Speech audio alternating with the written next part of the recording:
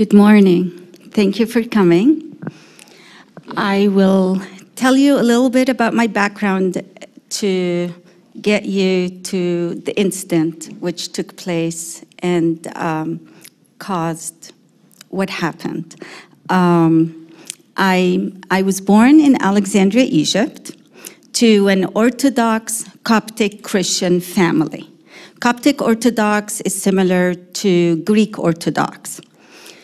At the age of 7, my father decided to take us to Canada to seek medical help for my younger brother, Steve, who was born mentally handicapped. So we went to Canada, and then a few years later, he brought us to Egypt to get the culture. He wanted us to come for a few years to experience our culture and not forget our culture. So I went to middle school in Egypt, and this is where I met my first love, Sam. He was my tutor. My father hired him because I was having a hard time with the Arabic language. And we fell in love, but we had to go back to Canada. I had to go back to Canada with the family, and we stayed in touch. And every time I went to Egypt, I would meet Sam in the summer. And we spent like about 4 or 5 years, our love grew, and at the age of 20, we wanted to get married. He asked for my hand, and my father refused. Sam was a Muslim, and I'm a Christian, and in Egypt, Muslims and Christians don't get married. It would not be something you want to do. So because I loved my father so much and I respected him, I did not want to break his heart or break his wishes, and I decided to move on and forget about Sam. Went back to Canada, moved to California at the age of 25, where I met Paul. Paul and we ended up getting married. We had a beautiful son, Andrew, and a beautiful daughter, Colleen. Paul was a very selfish, controlling man. He was a narcissist and made my life miserable, made all of our lives miserable. It was very hard to think of leaving Paul. I was always scared to do that because he threatened that even if I think about hiring a divorce lawyer, he would hire a sniper to take me down. And he felt he would get away with it because he would lose his mind and no judge would hold him responsible. Finally, I was able to get a restraining order against Paul after 13 years of marriage, and he got out of our lives. About a year later, I get a call from Sam, who I hadn't heard from for 25 years. He was visiting in Florida, and he knew I lived in California. He dissected California block by block, found my number, and called me. At that time, I had just become a born-again Christian, and I wasn't thinking of remarrying, let alone marrying a Muslim. I was too close to Jesus. We talked. He went back to Egypt. About 6 months later, I went to visit my mother in Egypt, and we met. And when I met Sam, I fell in love with him again as if we've never separated. He was the man that I was always looking for, kind, tender, sweet, loving. And at this point, I did not care this time that he was Muslim. After being married to a Christian for 13 years, who made my life miserable, I didn't care about what he called himself. I was looking more into the man that I was marrying, so we did get married. We lived a very good life, very happy life.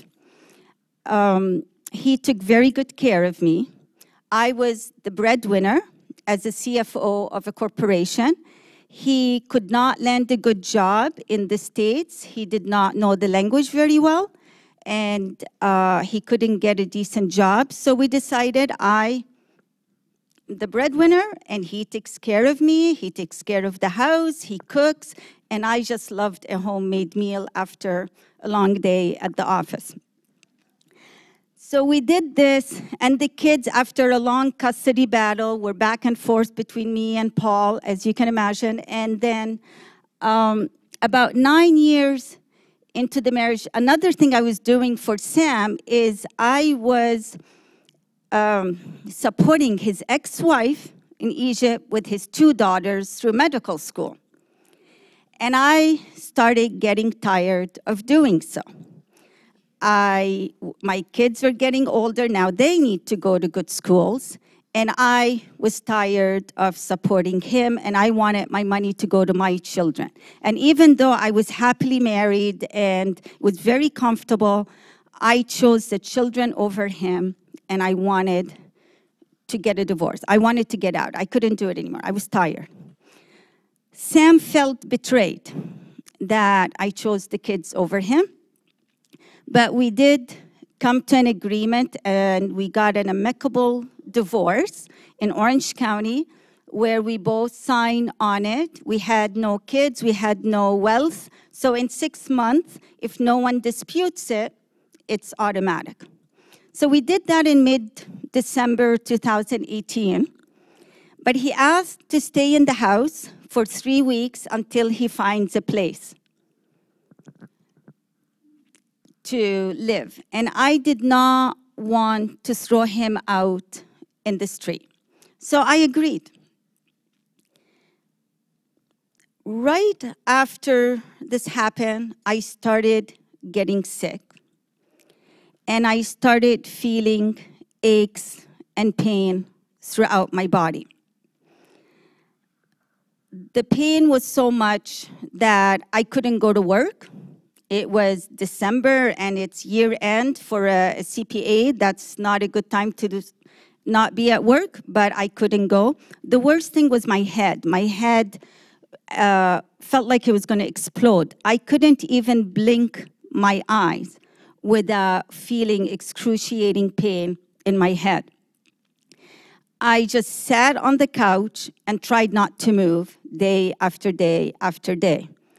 And finally, he agreed to take me to a medical clinic where they didn't run many tests. The doctor said, you're coming down, most likely you're coming down with the flu. Take this medication. He gave me some painkillers and just rest. So I went home, rested, and things were just getting worse, and I'm missing work. So Sam decided to give me his blood pressure medicine. And I didn't have blood pressure, but he gave it to me, and that reduced the pressure in the head and reduced the headache to a point where the beginning of January, I was able to go back to work. Not feeling great, but I was able to manage. January 8th, as I'm driving on the freeway, the 5, my work was in City of Commerce, and as I'm driving, I get this vision. Now, mind you, I've never had visions before. Didn't even know what they were, but I had a vision as I'm driving, and that vision was my family members, my brother and 2 sisters, and there was death in the family. And I didn't see my younger brother, Steve, and I assumed he was dying, and that this vision was a warning from the Lord that my brother was dying and that I needed to go see him. He was in Egypt at the time. And 6 months earlier, I had lost my mother, and I put work over going and seeing my mother because I had a project, and I missed saying goodbye to my mother. So I didn't want to do the same thing again with my brother, and I felt I needed to go. So I went to the office, took care of things, called Sam, and said, I'm leaving to Egypt. My brother Steve is sick. I'm leaving tomorrow, which was Saturday or Sunday, I'm not sure. He said, okay, I'll be here. Colleen at the time was with us, and he said, I'll take care of Colleen till you come back. I took care of work. I was trying to delegate things. It was crazy. And all day I'm in meetings and having my staff there. And towards 5 o'clock in the afternoon, I'm holding my head in my that, holding it so it does not explode. And my elbows are on my desk and just trying to contain my head. I couldn't think. It's just, I just couldn't function anymore. And I felt a voice was telling me, stop everything, don't think anymore, go home. So I just dropped everything, left. I told my staff, you know what, I might not leave tomorrow. If I do, I'll call you, I'll take care of it. I just need to go now, I can't think anymore. And I drove out. I got to Irvine, where we were living. And as I'm walking up the driveway, I hear this voice. Now, it wasn't like thinking I heard the voice in the office. No, this was a clear voice, like I'm talking to you in my head. And it was saying, anything that's going to happen now, you can't talk about it. And it was like a sign for me to shut my mouth. Immediately, I recognized that voice to be the Holy Spirit. I never related to the Holy Spirit. I heard about the Holy Spirit. I related more to Jesus, to God the Father, but the Holy Spirit, to me, I didn't get him. To me, he was a bird flying around, couldn't understand him, didn't think much about him, just ignored him. But there he is, talking to me, and instantly I recognized it was him. So I continued walking to my door. Sam opens the door, and the first question is, are you leaving tomorrow or the day after? And I said, I can't think right now. I'll let you know tomorrow. Colleen comes up, gives me a hug, goes back to her room like a teenager does. Sam says he's going to prepare dinner for me. I said, fine. I walk to my room, get dressed into my pajamas, and I walk to the kitchen. And I'm standing there. We had the counter. The fridge is behind me. And he has a plate ready for me with my favorite dish. It was casserole, French bean casserole with rice. That's just my favorite dish. And I looked at it, but I had no appetite. I hadn't been eating much. And I just couldn't imagine eating the bean casserole, at least. So I put back the beans I just took it out of my dish. And I was left with this plate of rice. And I'm looking at it, just thinking, how am I going to even eat that? But that's all I could think I'm going to be eating. And the voice says, child, open the fridge and put plain yogurt on your rice, tzatziki. And I'm going, come again? Like what? You care about the yogurt I put on my rice? And the yogurt on my rice is the favorite way to eat rice in Egypt. It's just plain yogurt on rice. And he said, child, I'm in every little detail of your life. And at that moment, I was just in awe. I was 47, and I had missed out on him. And he was in every little detail of my life, to the point that he cared that I would just open the fridge and put yogurt. I opened the fridge, put the yogurt, took my plate, sat on the couch, and him and I are having a conversation. I remember he had the best sense of humor ever. I was giggling. I was just sitting there eating and giggling. And Sam was sitting across from me, and he goes, did you stop at a bar after work and had a drink? And I just looked at him, didn't even want to answer him and break that conversation with the comforter. And I continued eating. Then I finished my plate. I finished my whole plate, the whole rice, everything. And it was time for me to go to sleep, to retire. He said, just go to bed now. So I said goodnight, kissed Colleen goodnight, and I went, brushed my teeth, and laid down in my bed. Not understanding what is happening to me, why is the Holy Spirit revealed himself, And I'm lying down, and he says, "Child, it's not your brother, it's you." And when he said that, my heart just dropped. I was not ready to hear that it was me. I was not ready. I was not ready to die. All I could think about is Colleen next door in her room, waking up in the morning and finding me dead. She had just moved in with us, and I didn't have enough of her. And I couldn't get up to even hug her or say goodbye. It was too late. I wasn't able. Couldn't call Andrew. I was just heartbroken, and tears came down my eyes. And he reminded me of a dream I had several years ago, where I dreamt that Colleen, Andrew, and myself, we were walking in a meadows, and we were walking with Jesus. And we had our arms around his waist, each one of us, the three of us. And we were laughing down the meadows, and I always wondered about that dream. How the heck did the three of us hold him, and we're walking, and we're not tripping on each other's feet? But that night, it was clear that I was walking in spirit, and he had them in his arms. And that's when I felt it was okay for me to release them in his care, and it was okay for me to accept that I was going to die. And I said, okay.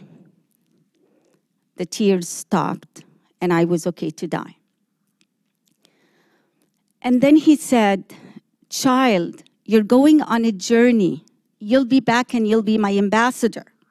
And that was when I was like, I can do that. That sounds much better. What do I need to do? And he said, "I need you to relax, and I need you to stop thinking." I said, I can do that. And I tried to stop thinking.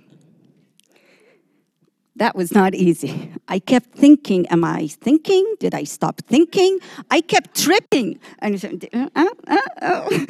I felt like he's going to say, just shut up and stop thinking. But he was so tender and kind, and he waited on me. And I said, okay, I was able to, finally. It took a while, and then I shut my brain down. And I said, okay, I'm relaxed. He said, okay, you need to shut your eyes. And no matter what happens, you do not open your eyes. No matter what happens, child, do not open your eyes. I said, okay, shut my eyes. And a bright light came into the room. It was a light so bright that I felt the presence of the Father. God the Father, that's what I felt. But I wouldn't dare open my eyes. It was just so bright. And as that light is in my room, the window next to me started rattling as if there was an earthquake in my room. And that's going on. And then my heart started with a palpitation. And that palpitation grew into a strong pounding of my heart. And it was getting harder and stronger. And I got scared. And I got anxious. And my fear and anxiety shut the process down. And the light went away. My heart stopped pumping. And the window stopped rattling. And everything was shut down. And I'm going, shoot. I just screwed up my death. And he goes, no, child, that one you can't screw up. You just need to relax a little bit longer. And I said, okay, I can do this. He goes, okay, I need you to really relax this time. And I need you to stop thinking again. And I did it again. It took longer because I was thinking about what just happened. But I said, I have to do this. And I was able to stop thinking. And I was ready, and he said, okay, shut your eyes. Remember, you cannot open your eyes. I said, okay. I shut my eyes. The light came again. The windows started rattling again. And my heart just started slowly and kept on. And this time, I felt my heart was going to explode. And I thought, okay, this is how you die from a heart attack. No problem. I got it. I'm not going to shut it. I'm going to go through till the end this time. And I went, and it just kept pounding, and then it stopped. And then he said, child, the next part is an annoyance. Just think it's an annoyance, child. I said, okay. And right away, a whooshing pain came to my legs, into my bones. And it hurt so much, it felt like somebody was taking a sledgehammer and breaking my bones. And he kept saying, child, it will pass. Child, it's an annoyance. Child, it's an annoyance. And it just kept on going, but I was concentrating on what he was telling me. And he was so sweet, coaching me through it, that the more I concentrated on him, I was able to endure that pain. I didn't scream. Mind you, I have fibromyalgia. I cannot handle any pain. And no one heard the beep, nothing. I was enduring it. And the pain was just stronger and stronger. And he kept saying, it's an annoyance, child. It's an annoyance. And it was okay. And then it stopped. I didn't feel it anymore. And it felt good. But I didn't feel anything else. I stopped feeling my legs. I stopped feeling my arms. I didn't have any feeling. And I said, am I paralyzed? And he said, yes, child, I'm sorry. And I go, no. He goes, I'm sorry, child. I said, well, can I move my toe? He goes, go ahead, child. I try and nothing. And as I'm realizing this, Sam comes walking into the room. It's night, he's finished watching his TV, and I'm going, okay, he's gonna notice that I'm paralyzed, he's gonna call 911, and he's gonna rush me to the hospital. And he goes in and he just sleeps there. We had an arrangement that even though we filed a divorce because we had 2-bedroom, Colleen was in 1 bedroom, he's on his side, I'm on my side. And he just slept, didn't notice me, which was okay. I had the comforter there, and I was okay. And I spent the whole night with the comforter. It was the sweetest night in my life. It didn't matter that I was paralyzed. It didn't matter that I was gonna die. Nothing mattered. He answered all my questions that I had without me even asking a question. He knew all my questions, and he answered them, and he explained everything in so much detail and in a beautiful, harmonious, not too fast, not too slow. I just got everything he said. Beautiful teacher. He went through the Bible. I had visions. It was just a remarkable night. I didn't want it to end. But then I needed to go to the bathroom. And I forgot that I was paralyzed. And I couldn't move. And I said, I want to go. I want to go pee. And he goes, go. I said, no. He goes, go, child. So I went in my bed. And it was a heavy flow of water that I didn't think it was going to end. I thought I was going to drown in it. It was too much. And then we continued the visions, we continued the dreams, and I felt the sun coming out. It was dusk. The sun was coming out, and I could feel it. And then Mr. Sam got up. And I thought, okay, now he's going to notice that I'm paralyzed, and he's going to call 911. He turns around, And I had my back to him, and he turns me towards him, and he goes, Anna, Anna, and I'm not responding. So he moves up to me. He opens my eye. He opens this eye. I can see him. He lets go. He opens the other eye. Then he lets go. He puts my arm up. My arm falls. He puts my other arm up, and my arm falls. I'm going, okay, he's getting it. He's getting it.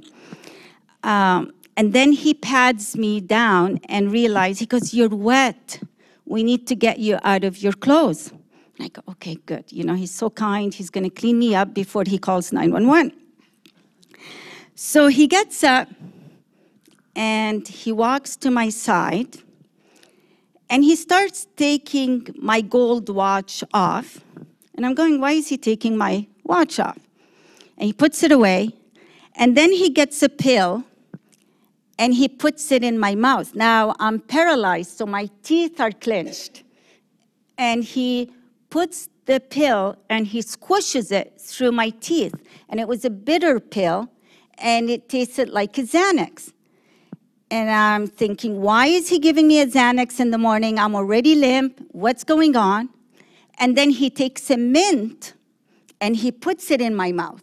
And it goes like that. I'm going, oh, my God, I must think. I have to have a mint in the morning before he calls 911. And he comes around. I'm going, okay, now he's going to clean me up. He takes my clothes off. And he gets on top of me, and he starts raping me. And I'm puzzled at this point, because we've never been intimate like that. We've always made sure we jump in the shower first. We've never been intimate early in the morning when we're half asleep. This was not normal. And I just felt he's a dog. And he did his business, got up, and went to take a shower. And I'm just lying there naked in the middle of the bed. He finishes his shower, comes back. I still hear the water, and it's heavy, and it appears to be a bathtub is getting filled up for me. And he comes around, and he carries me off the bed to take me in there. And as he carries me, he drops me on the floor. And he goes, you're too heavy. And I'm going, thank God. And he just drops me. And I just fell to my side under the window, and just like that. And he just dropped me and didn't know what to do with me. And then at this point, Colleen woke up. You could hear Colleen in the bedroom. So he leaves me, he rushes out the bedroom, closes the door, and tends to Colleen. Later on, I find out that he told Colleen, he made her breakfast, it was a Saturday, and he told her, Mom is crying over her brother Steve, who's ill in Egypt, and she took a few Xanaxes, and she does not want to be interrupted. So Colleen respects that, doesn't come to my room, doesn't check on me. It's okay. He comes back, and all of a sudden, I feel this ice-cold water pouring on my body. And it felt like nails piercing in my body. And it was very torturing. And he just kept on pouring ice water on me. And the pain was so much. And at that point, I saw a vision. And it was a vision of Jesus' right hand. And when they were putting the nail, piercing the nail in his hand, and they were knocking it.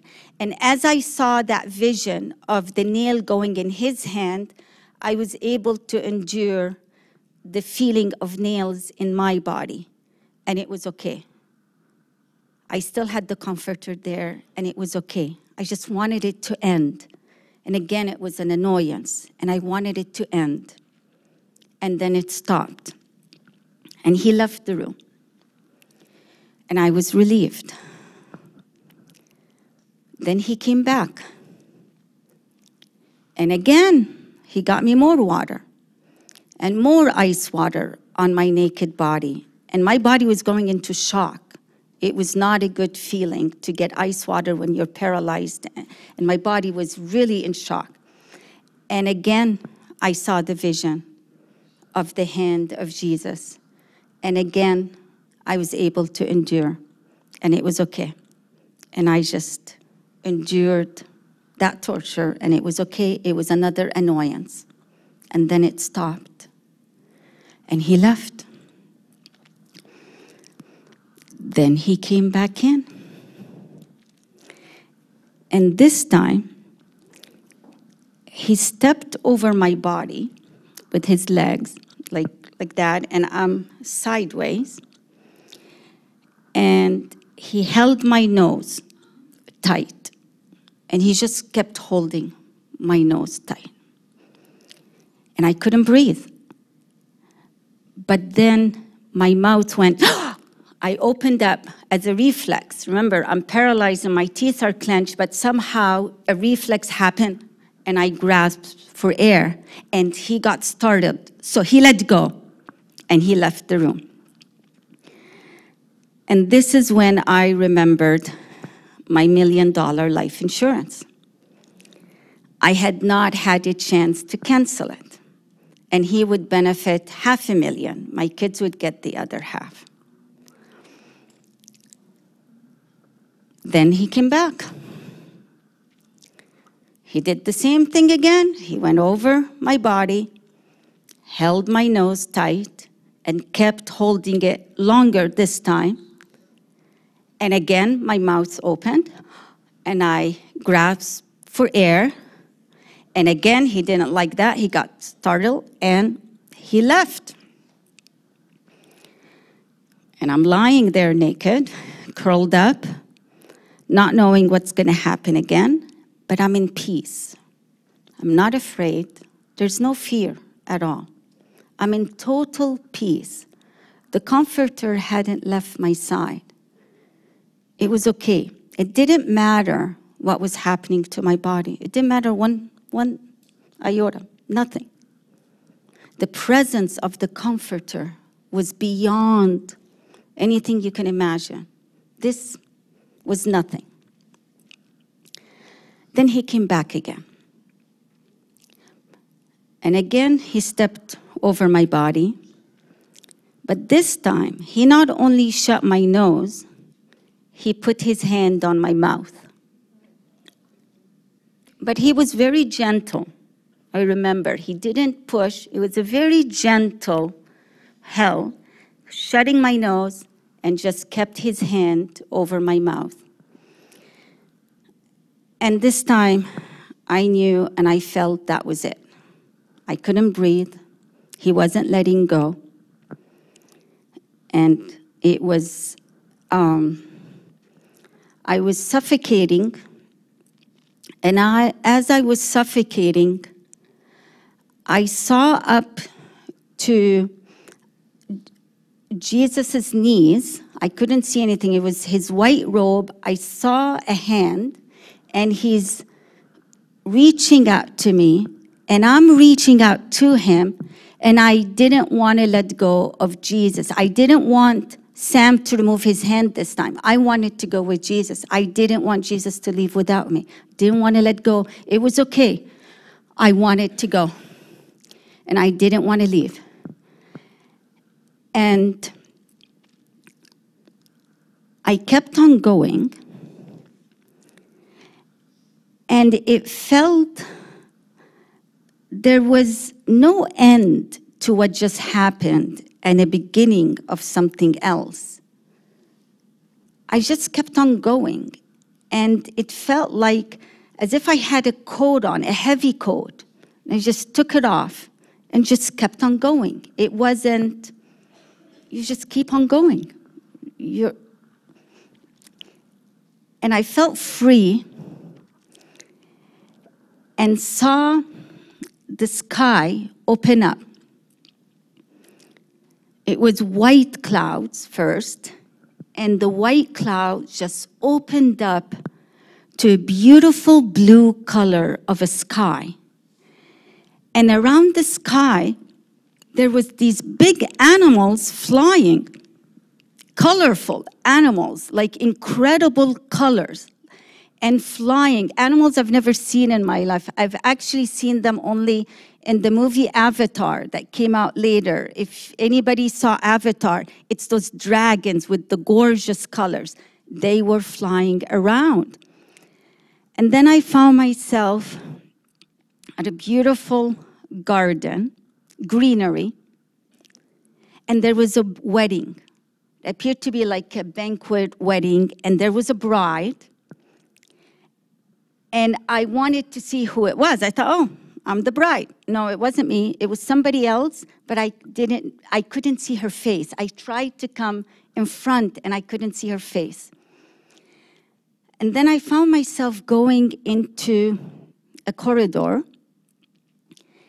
and there was this majestic chair sitting like there, very high back, and there was a woman sitting in it, but she had a veil, a white veil over her. I couldn't tell who it was. So I asked, I said, who is she? And somebody said, she is the most purest of all. And I kept on walking, and I came to a door, and at the front of that door, there was a body of light. And I immediately recognized that body, and it was my mother. It was her same height. She had no features, but our souls instantly knew each other. We didn't hug, but it was just, we knew each other. And I walked in with her, and then another body of light came out, and it was my sister, who had committed suicide several years before at the age of 35. And I don't know if most of you know that churches teach us that if you commit suicide, you go to hell. It's a murder. Well, she was in heaven. And to me, that was worth the whole trip, knowing where my sister is. And she was in heaven. And I walked in with her to a room, and the feeling of joy was just so overwhelming. I could not contain it. And I'm telling my sister, Nadia, I can't contain it. I don't know what to do. It's just too much. And she turned around, she said, Anna, with Jesus, it keeps on getting better. And I couldn't make sense of that. How could it get even better? I'm used to being overwhelmed with stress, not joy that I couldn't contain. And we walked out, and another body of light came, and it was my father. He had been killed in a car accident 30 years earlier. And seeing him, my mom, Nadia, we were just standing there communicating without talking. We were just communicating. And then they said, come on, we have a banquet with Jesus. And I'm going, no, we're going to meet Jesus. Oh my God, okay, let's go. And they went, but stupid me didn't follow. And I found myself somewhere else. I found myself in a room, and there was an older gentleman, and it was not a body of light. He had a body, and he was a very old man, and his hair was white as snow, and it was like he was pulling his hair out. He was the Pope of the Coptic Orthodox Church that had died like 50 or 60 years earlier, Pope Kyrillos. And he was known to be a very loving, humble man, leader.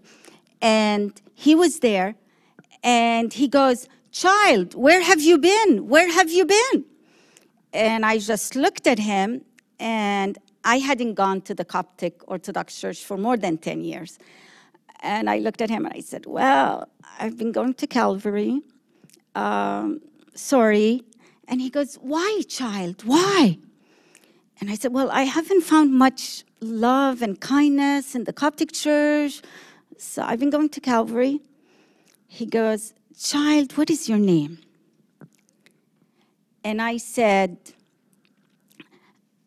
Anna actually is my pen name. I said my real name, which meant kindness and tenderness in Arabic. And he goes, child, you're looking for that outside, and you are what we need. Hurry up, there is no time. Hurry up, child, there is no time. Hurry, hurry. And he just kicked me out. And I found myself out, didn't know where I was going, and then I started seeing a face reveal himself to me. And I'll show you how it went. And this is the closest picture I found.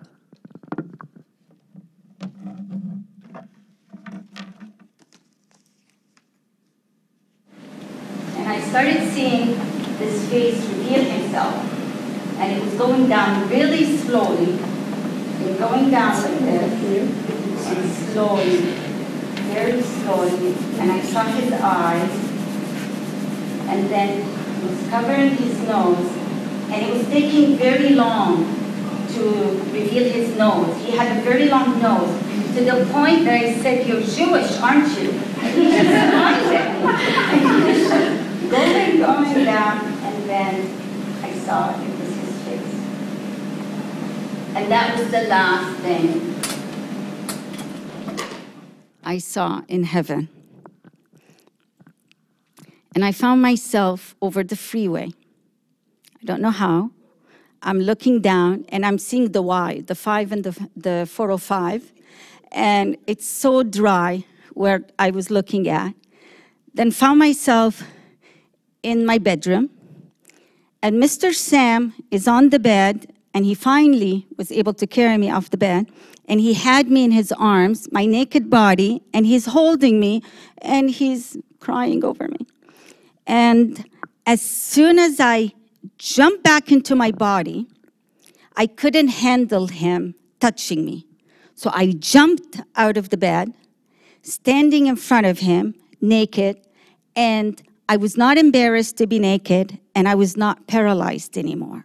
I was strong as a horse, like the ambulance said. And you guys should have seen the look on his face. Thank you for coming.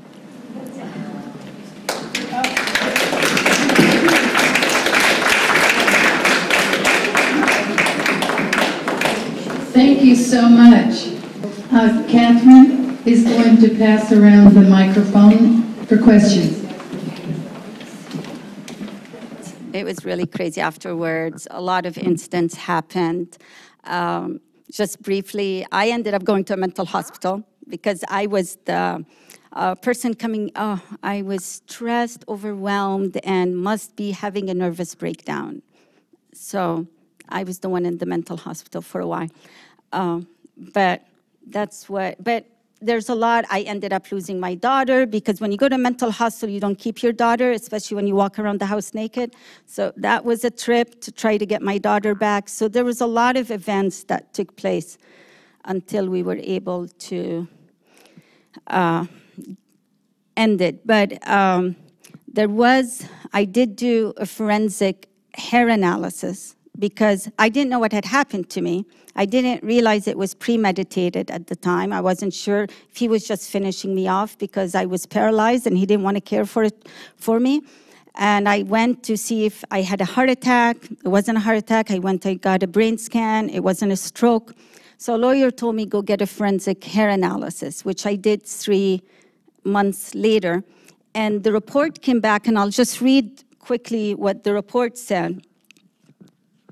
So the lab results were given to a doctor who prepared this letter for the court. And he said, I have received lab reports which indicate very high amounts of several heavy metals on her hair analysis, consistent with toxicity, possibly induced by poisoning. These abnormalities include a mercury level, which is 60 times the reporting limit, selenium, 69 times the limit, antimony, 49 times the limit, lead, 280 times the limit, bismuth, 40 times the limit, and most disturbing, barium, at 2,750 times the limit. So the symptoms she described, which were present at the time of her psychiatric hospitalization and thought to be psychotic in nature, were consistent with toxicity due to barium and perhaps mercury. And barium is usually in rat poisoning, and he was bringing me my coffee every morning, and probably putting this rat poisoning in my coffee every morning. Go ahead. What happened to Sam? That's a good question. Well, at that time,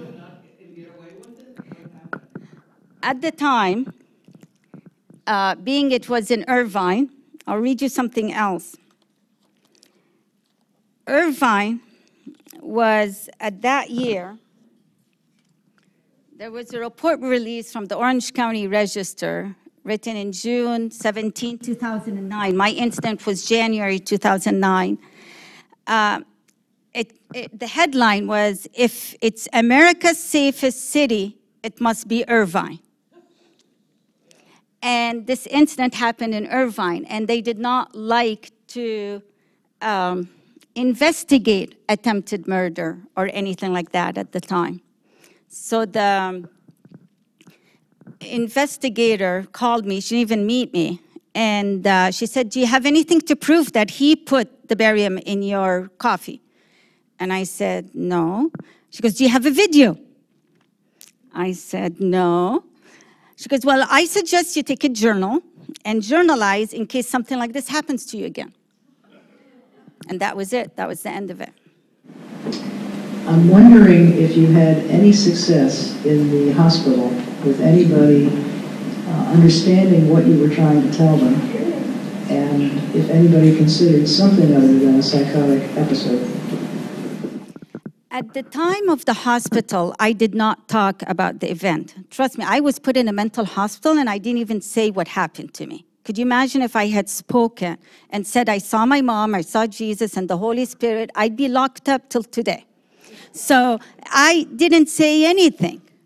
And I was, they thought I must be disturbed because, mind you, when I came back, there was no evidence of any abuse. When the ambulance came, and you know when they test you, he said, pull, like I was on the bed, and he held his fingers, and he goes, pull on me. And I pulled him, I got him off where he was sitting, and he said, "This woman is strong as a horse." So no one could believe I was paralyzed, and now I'm strong as a horse. That didn't make any sense. There was no form of abuse. The kids, mind you, those 9 years, we lived a very happy life, right? Sam never abused me, never even raised his voice. It was a love story. So when the police came, the kids were there, Colleen and Andrew. And I'm saying, "This man tried to kill me." And Sam is like, and the kids are, "No, Mommy must have a nervous breakdown." And that's what he was putting in their heads. They were young. And that's what it was done. They actually wanted to leave without doing anything. And I didn't want to stay in the house by myself with him. I got the kids out. And then I said, "I want to go to the hospital." So they took me to Mission Hospital. And in Mission Hospital, again, they don't do poison testing. They just do alcohol and drugs to see if you're on alcohol and drugs. And you can imagine what I look like. Here I am, I had urine up in my hair. I've gone to heaven, came back, my hair went gray. I looked horrible. And he came in the hospital in a suit, dressed up like he was the professional and I was the crazy woman. And that's when they rushed me to a mental hospital to evaluate me. So it's sad what happens here. Like, they really need to get some laws in and some poisoning analysis when things like this happen. There was never any testing for heavy metals or toxins? Not in the hospital. That was the forensic later, but in the mental hospital, nothing. In the Mission Viejo, nothing at all. I was just having a nervous breakdown. Because I had 3 entities I was the CFO of, so they thought, oh, she's overworked. Where is Sam now? Is he out running around with other women and trying to kill them, or what? He may have done that.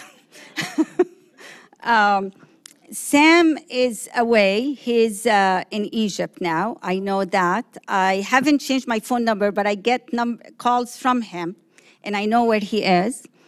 I don't answer, but I want to keep track of where he is, and he's far away. I have no idea. I have no idea. Hopefully not. Hopefully not. What do your kids think now, today, after so many years? Well, they definitely, like at that time, of course, they were confused, and their dad was like, this was like, it was given to their dad on a silver platter. Here is mom, she's crazy, like I've always said, so he took them from me. But over years, they've learned to know the truth. And as a matter of fact, Colleen is in the audience for the first time. She's listening to the story, and she's here. 10 years ago, my son was here, and he heard it. But Colleen is in the back in her hood, being hidden. But she understands, and they're my amazing children out of all this. It was a blessing. And this journey, you guys, as horrific as it was worth every second of it. The encounter was incredible. The journey with death was just beyond incredible. It's just an amazing journey. And I believe that anybody who lost a child or a loved one to a horrific method of death needs to know that the Lord was with them. Like, there's no way the Lord, the Comforter, was with Anna, but leaves everybody else. Like, who the heck am I for him to come and comfort me? He must come to every victim and comforts them. It doesn't necessarily save them from death, but he comforts them no matter what is happening to them, and he takes them to the other side. I know that for a fact. And this needs to get out there and give comfort to parents who feel guilty or are devastated all their lives thinking their child was scared or terrified because they were not there for them. The Father was, and he comforted them. So that's the blessing out of it all. Yes, there's somebody.